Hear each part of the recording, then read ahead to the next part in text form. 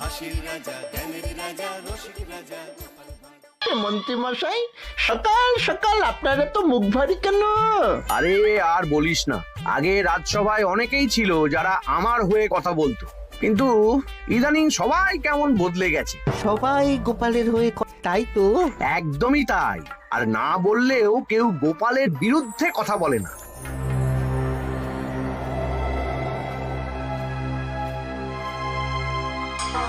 কি মন্ত্রী মশাই, আজকাল তো আমার কথা আর মনেই পড়ে না, ভুলে গেছেন নাকি?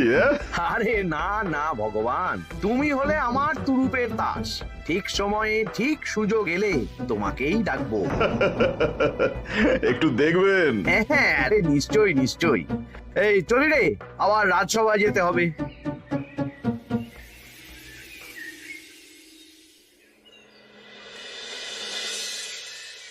আচ্ছা, তোমরা বলো তো, আমাদের রাজ্যের সার্বিক উন্নতির জন্য সবার আগে কি দরকার? মহারাজ, আমি বলবো। বলো গোপাল। সততা আর শিক্ষা, এই দুটো জিনিস মানুষের মধ্যে থাকলে রাজ্যের উন্নতি কেউ আটকাতে পারবে না মহারাজ। একদম ঠিক বলেছ পণ্ডিত, তুমি তো শিক্ষার কাণ্ডারি। তুমি কি বলতে চাও এই ব্যাপারে? মানে কিভাবে শিক্ষার আরো উন্নতি করা যায়? মহারাজ, আমি তো মনে করি পুঁথিগত শিক্ষাই শুধু শিক্ষা নয়, মানুষের ভেতরে যে পূর্ণতা আছে সেটাকে ফুটিয়ে তোলার নামই হলো শিক্ষা। যেমন? কেউ যদি খেলতে ভালোবাসে সে খেলোয়াড় হবে, গান করতে ভালোবাসলে সে গায়ক বা গায়িকা হবে।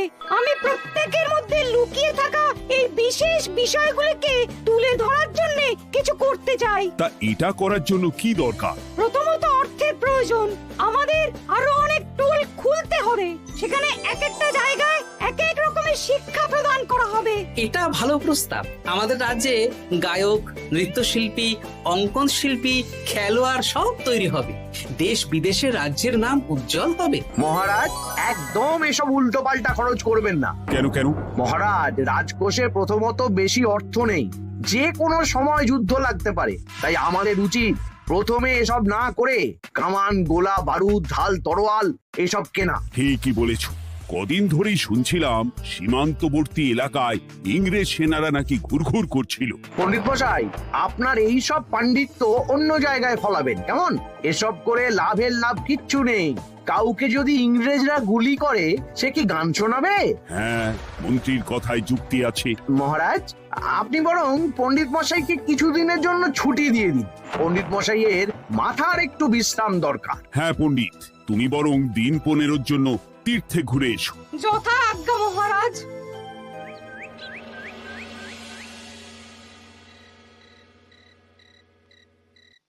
শোনো ভগবান, সকালেই তুমি কাজের কথা বলছিলে, আমি এমন ছক কষেছি কালকে থেকেই তোমার জন্য একটা ভালো বেতনের কাজ জোগাড় করে দেব। শুধু যা বেতন পাবে তার অর্ধেক আমাকে দিতে হবে, কেমন? রাজি রাজি। কি কাজ বলুন? শোনো, বাহ বাহ, দারুণ দারুণ, হয়ে যাবে কাজ।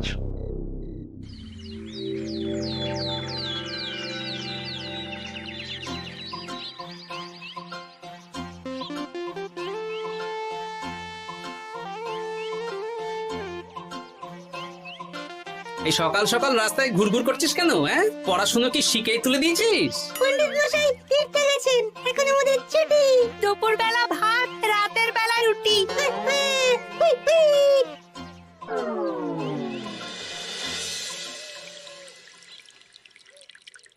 মহারাজ, গতকাল পণ্ডিতকে ছুটি দিলেন আর আজ পাঠশালার সব ছাত্রছাত্রী সকাল থেকে ঘুরঘুর করছে। কি, তাহলে তো মুশকিল। মুশকিল আসান করার রাস্তা আমার কাছে আছে মহারাজ। আমার সন্ধানে এমন একজন পণ্ডিত আছেন যিনি বহু ভাষাবিদ, অনেক পাণ্ডিত্য, দেশ বিদেশে শিক্ষাদান করেছেন। কিন্তু তাকে আমরা পাবো কোথায়? তিনি কৃষ্ণনগরে ঘুরতে এসেছেন, শুধু ওনাকে বেতনটা একটু বেশি দিতে হবে, এবং তিনি এই রাজ্যের যে কোনো মানুষের চেয়ে বেশি শিক্ষিত। তার পড়ানোর ধরনই আলাদা। সে কোথায়? আমি তাই ওনাকে আজকে রাজসভায় আসতে বলেছি। মহারাজ, আপনার সাথে একজন দেখা করতে এসেছেন। দেখুন মহারাজ, বলতে না বলতেই হাজির। ওনাকে ভিতরে আসতে বলো। আচ্ছা মহারাজ।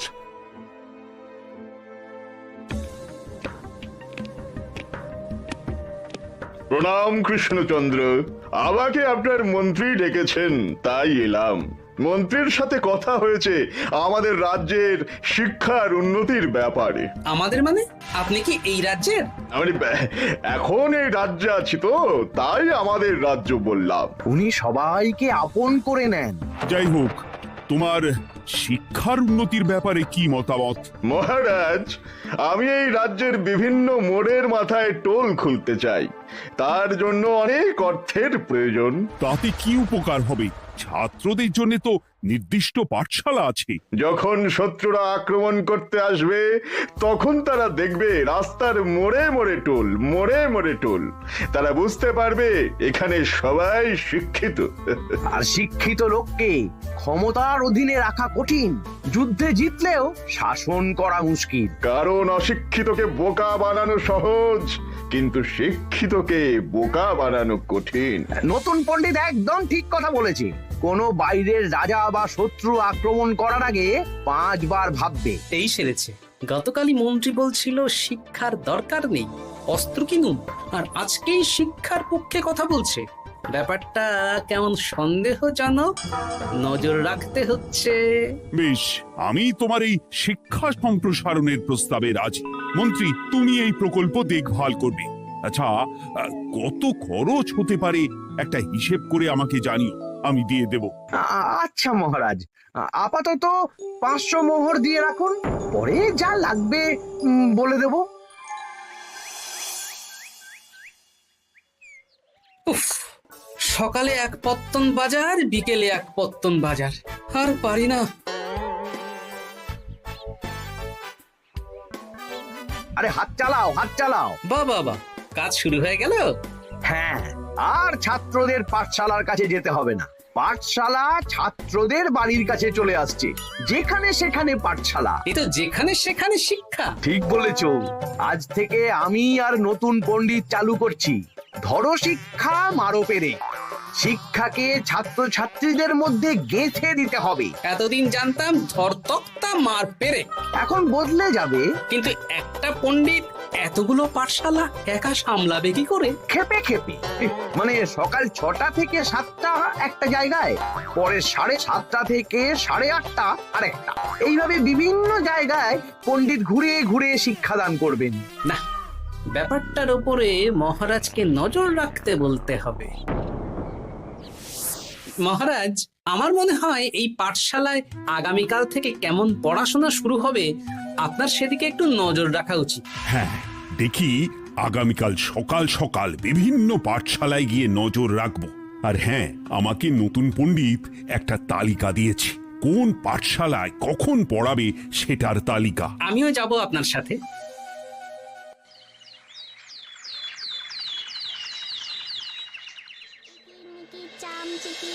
কাটা মজুমদার ধে এলো দামোদর, দামোদরের হাঁড়ি কুড়ি, দুয়ারে বসে চাল কুড়ি। দেখি কুটি, তোরা এই কিরমিকির খেলছিস? নতুন পণ্ডিত কোথায়? উনি তো এই মাত্র দক্ষিণের পাঠশালায় গেলেন। ন্যাপলা আর গুলটে আজ থেকে ওখানেই গেছে। ওদের দুজনের বাড়ি কাছাকাছি তো, তাই। আচ্ছা চলো তো গোপাল, দক্ষিণেই গিয়ে দেখি।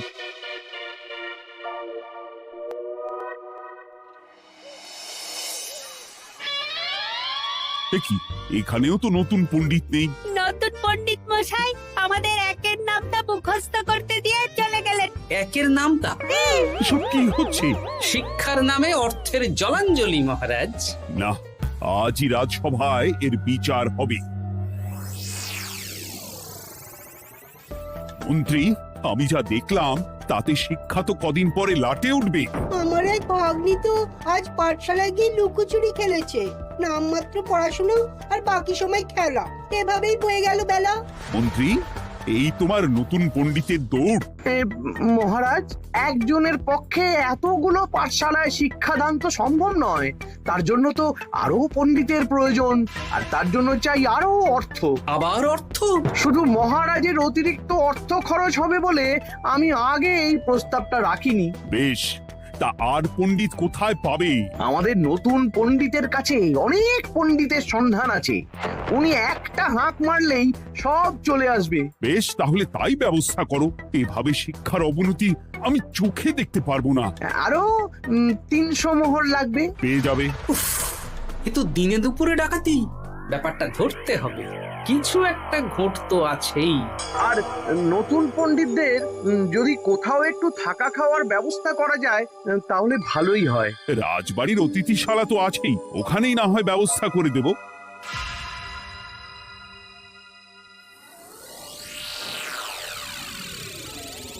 শোন বটা ঘটা আর কেলে পচা, তোদের এইবার এই ভগবানের মতন শিক্ষাদান করতে হবে। আরে আমি তো শিক্ষা বানানই জানি না।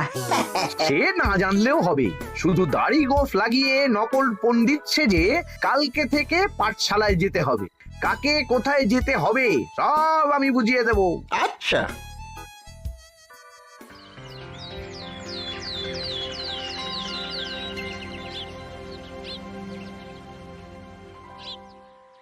আচ্ছা বল তো, গতকাল তোদের বাড়িতে কি কি রান্না হয়েছিল? ভাত, মসুর ডাল আর লাউ ঘন্ট। লাউ ঘন্টের মধ্যে চিংড়ি ছিল? না। তা আজকে কি রান্না হবে? আজকে সকালে বাবা বাজার থেকে পাকা কাতলা এনেছে। কাতলা মাছের পাতলা করে ঝোল হবে। আর তোর? আমাদের আজ নিরামিষ, এই কবজি ডুবিয়ে সবজি ভাতি খেতে হবে। বেশ।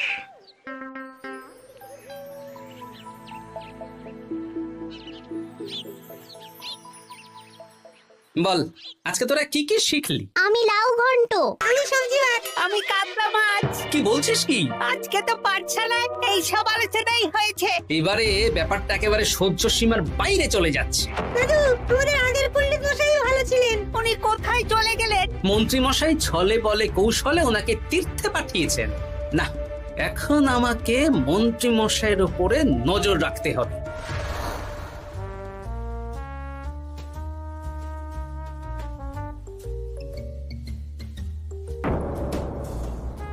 পাঠশালায় পড়ানোর ব্যাপার তো বিকেলেই মিটে গেছে। রাজবাড়ির অতিথিশালায় না গিয়ে নতুন পণ্ডিত মশাইরা এদিকে আবার কোথায় যাচ্ছেন? সাথে মন্ত্রীও আছেন, ব্যাপারটা নজর রাখতে হবে। তাড়াতাড়ি চল। চলুন চলুন। এদিকে তো বটা ঘটার বাড়ি, এদিকে মন্ত্রী মশাই কোথায় যাচ্ছেন?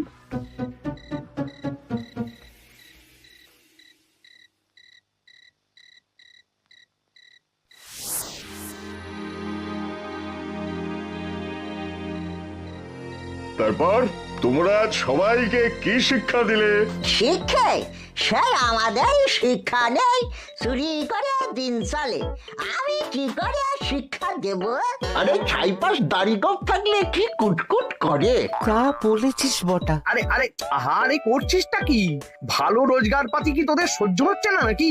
ভগবানকে দেখ, সেই কবে থেকে দাড়ি গোঁফ লাগিয়ে পণ্ডিত মশাই সেজে আছেন।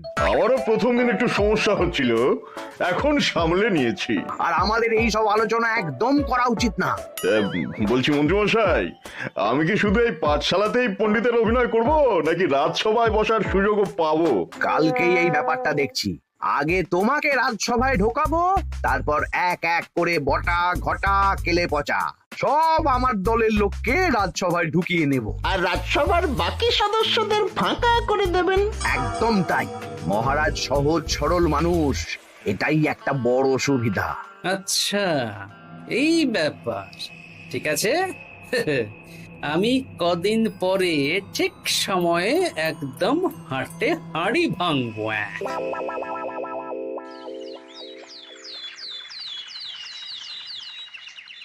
তাহলে মন্ত্রী, আর কোনো সমস্যা নেই তো? না না মহারাজ, এখন আর কোনো সমস্যা নেই। দেখবেন এই ধরশিক্ষা মারপের এক প্রকল্পের নাম চারিদিকে ছড়িয়ে পড়বে। আমার তো মনে হয় একটু পাঠশালাতে বিজ্ঞান নিয়েও আলোচনা করা উচিত। হবে হবে, সব হবে। এখনো সব বাচ্চারা অজ্ঞান হয়ে আছে। আগে শিক্ষায় জ্ঞান ফিরুক, তারপরে না হয় বিজ্ঞান নিয়ে আলোচনা করবে। বিজ্ঞানী তো প্রস্তাবটা খারাপ রাখেনি। তুমি কি বেশি বোঝো? তাহলে তুমিই তো বিজ্ঞান শেখাতে পারো। আমি কবিরাজি শিক্ষা দান করতে পারবো। তোমার কবিরাজি শিখতে কেউ রাজি নয়। চুপ থাক ডাকো। দেখাই যাক না বাচ্চারা কেমন শিক্ষা লাভ করে। মহারাজ, বলছি কি, আমাদের পণ্ডিতের আসনটা তো ফাঁকাই পড়ে আছে। এখন যখন নতুন পণ্ডিত এসেই গেছেন, তাহলে ওই জায়গায় ওই তো বসতে পারে। কিন্তু পণ্ডিত তো তীর্থে গেছে, অবশ্য কদিন পরেই ফিরে আসবে। ও আসুক, তারপর না হয় আলোচনা করে একটা সিদ্ধান্ত নেব। পণ্ডিত মশাই না হয় এসে পুজো পাঠটাই করুক, কিন্তু রাজসভা এরকম ফাঁকা থাকলে কেমন একটা লাগে। বেশ, তাহলে তাই হোক। কালকে থেকে নতুন পণ্ডিত আমাদের পুরনো পণ্ডিতের জায়গায় বসবে।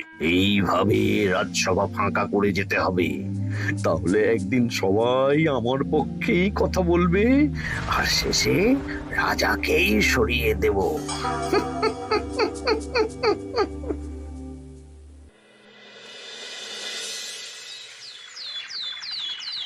মহারাজ, সর্বনাশ হচ্ছে চারিদিকে।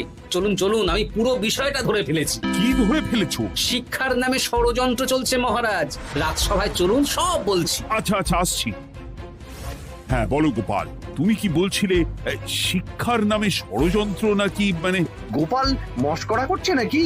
রাজ্যে দারুণ শিক্ষাদান চলছে। মহারাজ, আমি দেখে ফেলেছি আমাদের নতুন পণ্ডিত আসলে কোনো পণ্ডিত নন। ইনি আপনাকে, আমাদের সবাইকে বোকা বানাচ্ছেন। তাই নাকি? ডাকো দেখি নতুন পণ্ডিতকে। এই তো মহারাজ, আমি চলে এসেছি। এই তো ইনিই বদমাশি করছেন, শিক্ষার্থীদের ভবিষ্যৎ নিয়ে খেলছে। এই বল, আসল কথাটা বল। কি বলবো, এসব ভাড়ামো বন্ধ করো গোপাল। না বললে আমি কিন্তু ধুতি খুলে দেব। এই এই আরে কি হচ্ছেটা কি? এই এই এই এই সরো তো, সরো সরো। কি হলো, কি হলো? এই সেরেছে। গোপাল এসব কি বলছে? বলুন। ভুল বকছে কেন? গোপাল, তোমার কি হলো গো? কি বলছো তুমি? আমার কাছে বৈদ্য, তুমি একটু দেখো তো গোপাল ঠিক আছে তো? এই যে নতুন পণ্ডিত, তুমি তো অনেক ভাষা জানো, তুমি বুঝতে পারছো? মহারাজ, আমি দেখছি গোপালের মনে হয় বিশ্রামের প্রয়োজন। এই এই, তোমরা কয়েকজন মিলে গোপালকে রাজবাড়ির অন্দর মহলে নিয়ে চলো। চলুন, আমি যাচ্ছি। ওহো, গোপালের কি হলো? মাথায় লেগে গেল? ভাষা চলে গেল? সব এই নতুন পণ্ডিতের জন্য।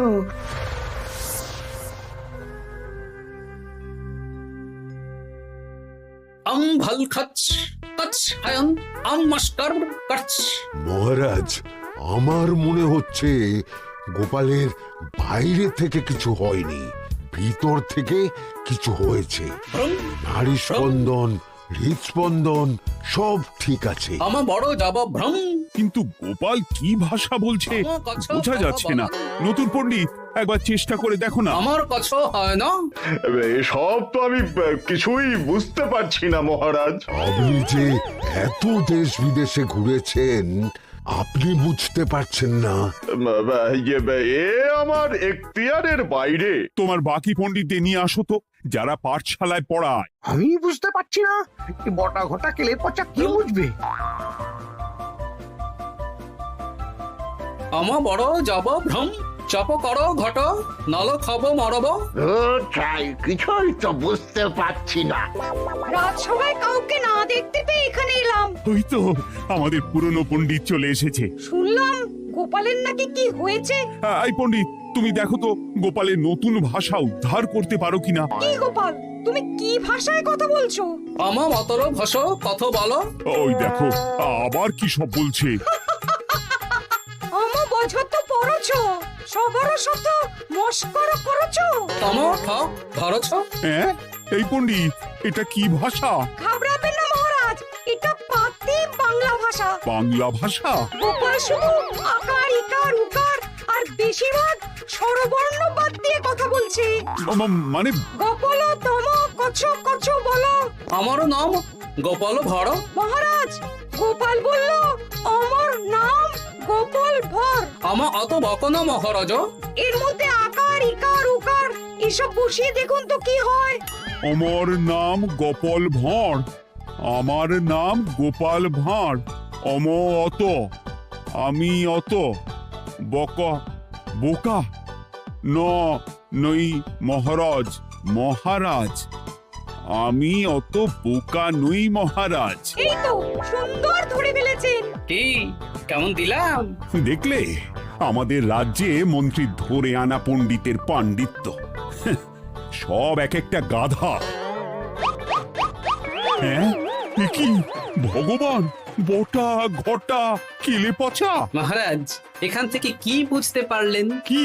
শিক্ষার বাইরেও অন্যভাবে সমস্যার কি করে সমাধান করা যায়, তাও শুধুমাত্র উপস্থিত বুদ্ধি দিয়ে, যেটা আমাদের রাজপণ্ডিতের আছে। তা তো দেখতেই পাচ্ছি। আর সেই জন্যেই মন্ত্রী ওনাকে সরাতে চেয়েছিলেন, আর কিছুদিনের মধ্যে সব সভাসদদের সরিয়ে দিতেন। আমি সব মতলব শুনেছিলাম, আর এই দিনটার জন্যে অপেক্ষা করছিলাম। আজকেই তো পণ্ডিতের তীর্থ থেকে ফিরে আসার কথা। তাই আজকে এই ছোট্ট নাটকটি করলাম। এবার মন্ত্রী আর এই 4 জন নকল পণ্ডিতকে আচ্ছা করে কারাগারে গিয়ে ধোলাই দাও। ধোলাই হলো ওনাদের জন্য উপযুক্ত এবং উচিত শিক্ষা।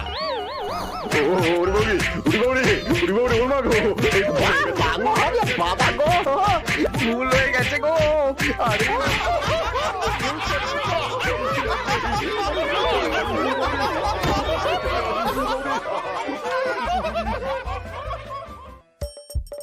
হাসির রাজা জ্ঞানের রাজা রসিক রাজা